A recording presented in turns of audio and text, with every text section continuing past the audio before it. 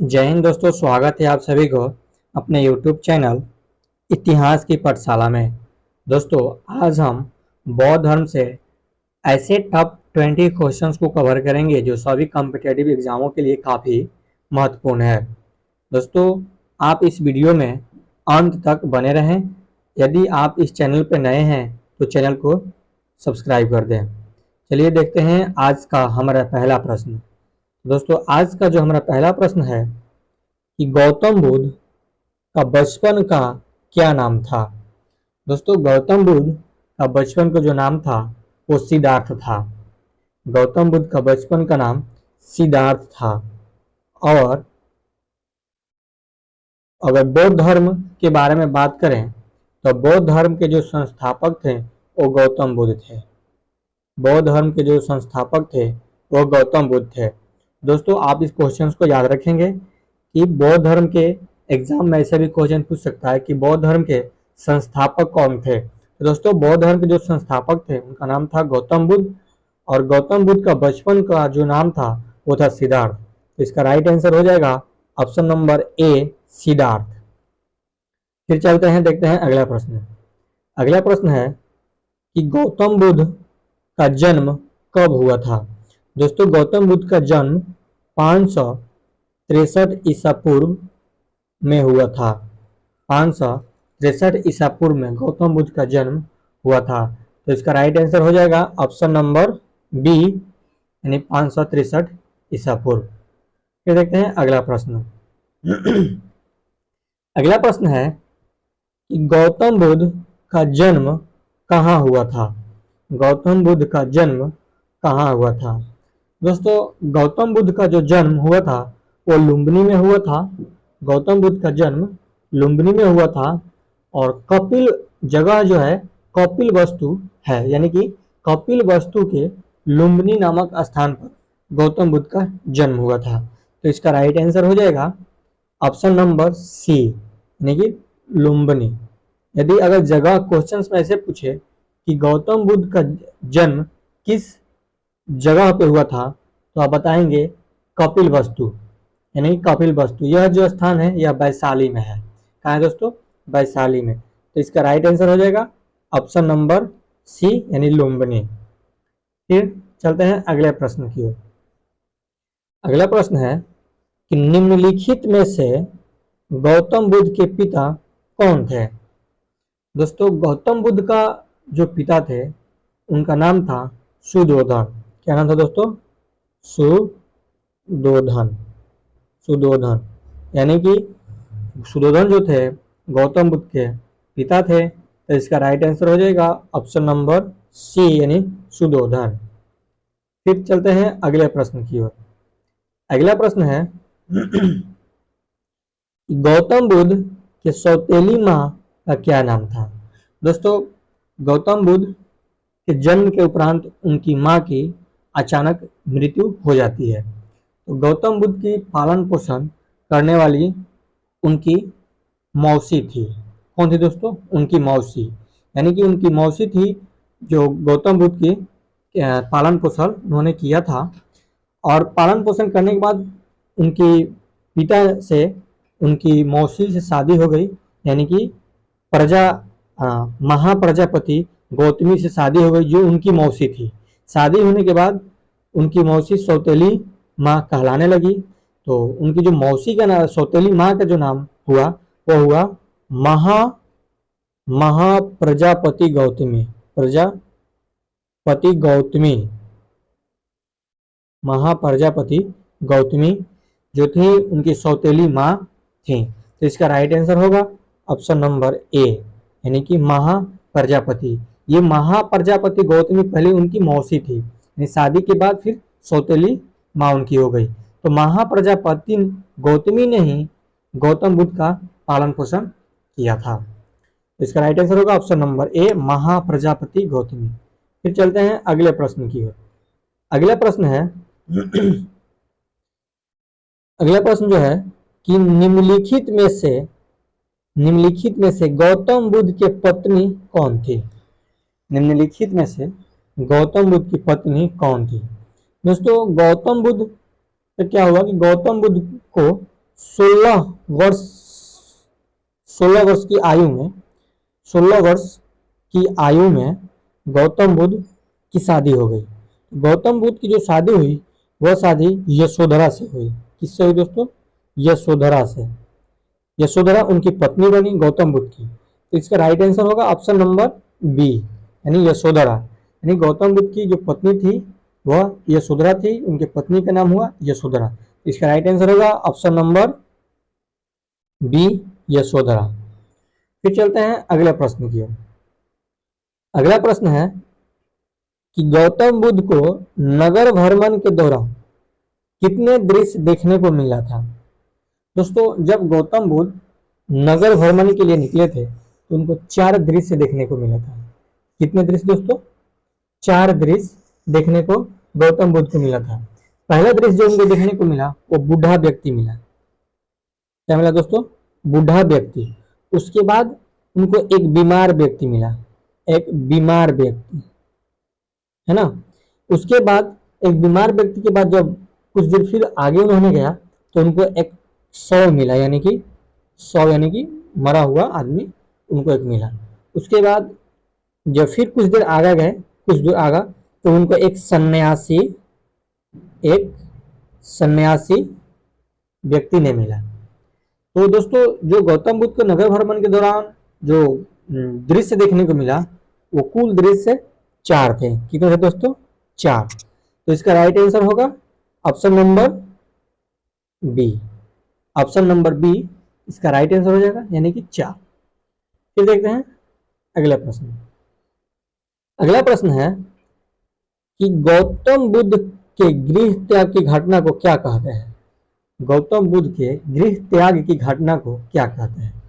दोस्तों, गौतम बुद्ध के गृह त्याग की घटना को महाभिनिष्क्रमण कहा जाता है।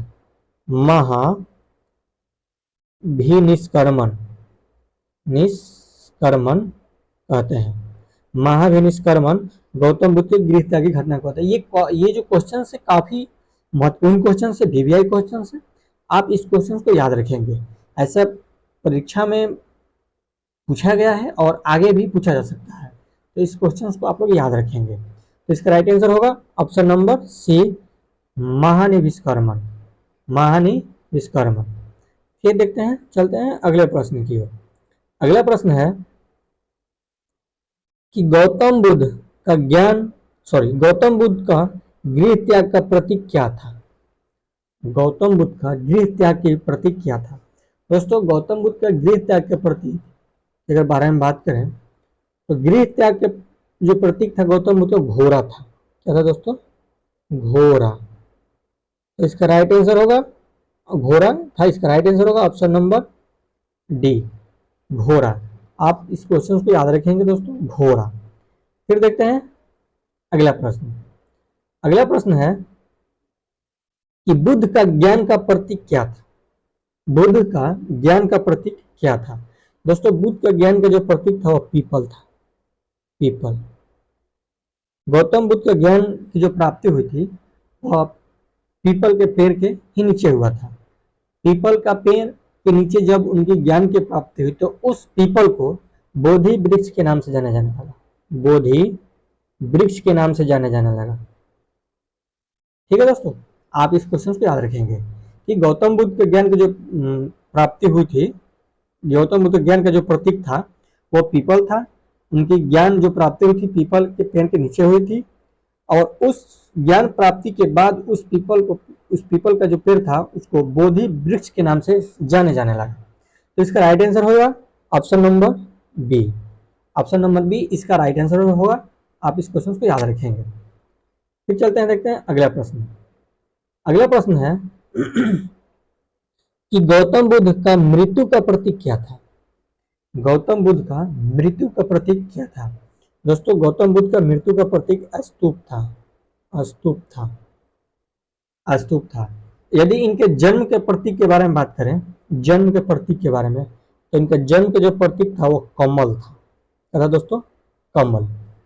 और इनके ज्ञान का जो प्रतीक के बारे में बात करें तो पीपल था। इसके पहले वाले क्वेश्चन में मैंने बताया भी। तो आप इस क्वेश्चन को याद रखेंगे। तो परीक्षा में ऐसे भी पूछ सकता है कि गौतम बुद्ध का जन्म का प्रतीक क्या था?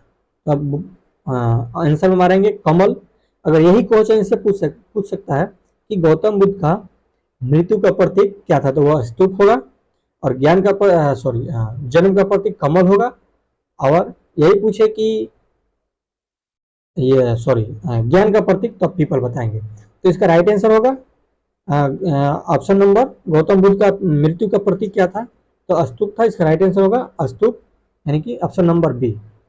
इस क्वेश्चन को आपको याद रखेंगे। तो चलते हैं, देखते हैं अगला प्रश्न। अगला प्रश्न है दोस्तों कि गृह त्याग के बाद गौतम बुद्ध का प्रथम गुरु कौन थे?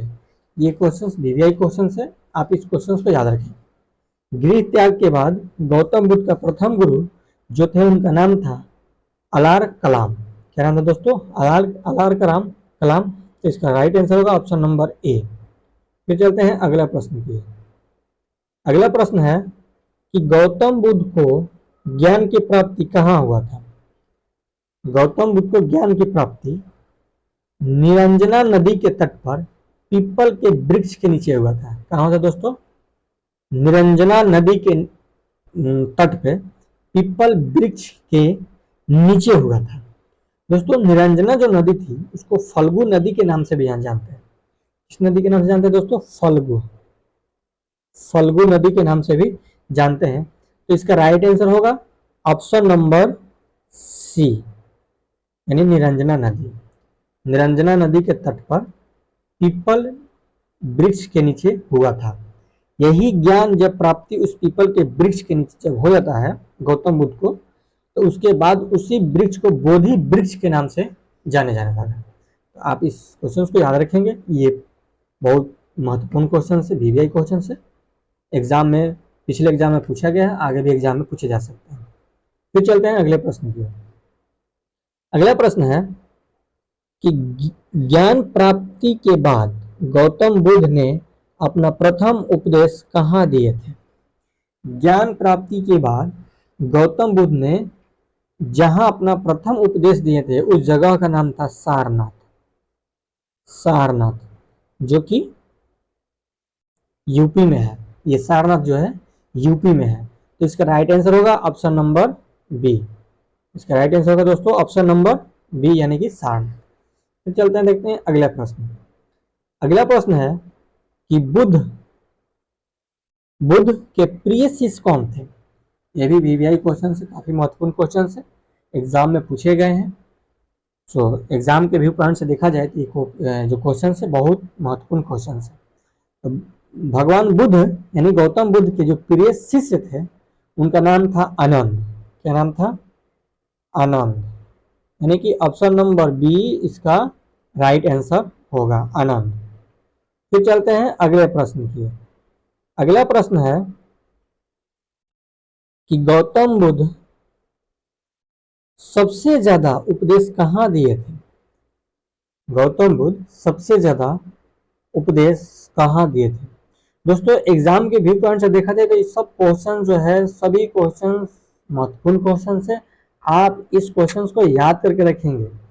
ये क्वेश्चन पिछले एग्जाम में पूछा गया है और आगे भी एग्जाम में पूछे जा सकते हैं। तो गौतम बुद्ध सबसे ज्यादा उपदेश कहाँ दिए थे? दोस्तों गौतम बुद्ध ने जो सबसे ज्यादा उपदेश दिए थे वो दिए थे श्रावस्ती में। श्रावस्ती में, यानी कि इसका राइट आंसर होगा ऑप्शन नंबर ए, यानी कि श्रावस्ती। ऑप्शन नंबर ए, यानी कि श्रावस्ती। फिर चलते हैं अगले प्रश्न। अगला प्रश्न है कि गौतम बुद्ध का जन्म किस क्षत्रिय कुल में हुआ था? दोस्तों गौतम बुद्ध का जो जन्म हुआ था वो शाक्य क्षत्रिय कुल में हुआ था। तो इसका राइट आंसर होगा ऑप्शन नंबर ए, यानी शाक्य। फिर देखते हैं अगला प्रश्न। अगला प्रश्न है कि त्रिपिटक किसका धर्म ग्रंथ है? दोस्तों त्रिपिटक जो है वो बौद्ध धर्म का ग्रंथ है, बौद्धों का धर्म ग्रंथ है। त्रिपिटक जो है बौद्धों का धर्म ग्रंथ है। तो इसका राइट आंसर होगा ऑप्शन नंबर ए, यानी बौद्ध का। फिर चलते हैं अगले प्रश्न की ओर। ये क्वेश्चन काफी महत्वपूर्ण क्वेश्चन था, वीवीआई क्वेश्चन था। अगला प्रश्न जो हमारा बौद्ध ग्रंथ में पिटकों की रचना किस भाषा में किया गया था? बौद्ध ग्रंथ में पिटकों की रचना किस भाषा में किया गया था? दोस्तों, बौद्ध ग्रंथ में पिटकों की रचना जिस भाषा में किया गया था उसका नाम था पाली। क्या नाम था दोस्तों? पाली। यानी कि पाली भाषा में बौद्ध ग्रंथ में पिटकों की रचना किया गया था। तो इसका राइट आंसर होगा ऑप्शन नंबर बी। ये एग्जाम के व्यू पॉइंट से काफी महत्वपूर्ण क्वेश्चन है। अब चलते हैं अगले प्रश्न की ओर, जो हमारा लास्ट क्वेश्चन है। ये लास्ट क्वेश्चन यह है कि गौतम बुद्ध का मृत्यु कब और कहाँ हुआ था? दोस्तों, गौतम बुद्ध का जो मृत्यु हुआ था 463 ईसा पूर्व में हुआ था। कहाँ हुआ था दोस्तों? कब हुआ था? 463 ईसा पूर्व में। यानी कि इसका राइट आंसर होगा ऑप्शन नंबर ए। और जहां पे हुआ था उस जगह का नाम था कुशीनगर। हाँ दोस्तों, कुशीनगर जगह का नाम था कुशीनगर। 463 ईसा पूर्व कुशीनगर में उनका मृत्यु हुआ था। तो इसका राइट आंसर होगा ऑप्शन नंबर ए। तो दोस्तों, आज के लिए इतना ही। आशा करता हूं कि यह वीडियो आप लोगों को काफ़ी अच्छा लगा होगा। अगर वीडियो काफ़ी अच्छा लगा है तो आप वीडियो को लाइक करें और चैनल को सब्सक्राइब करें। फिर मिलते हैं नए वीडियो में नए टॉपिक के साथ। तब तक के लिए धन्यवाद।